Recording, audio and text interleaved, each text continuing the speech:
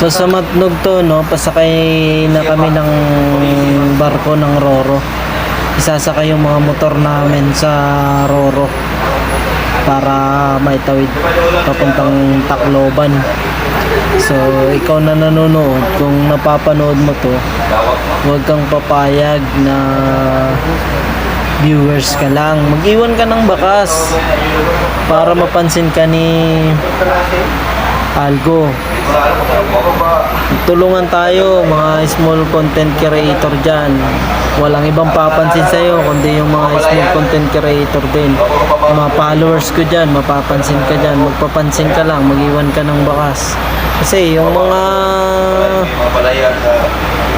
malalaking followers, hindi ka napapansinin yan sigurado. Kaya ano pang hinihintay mo?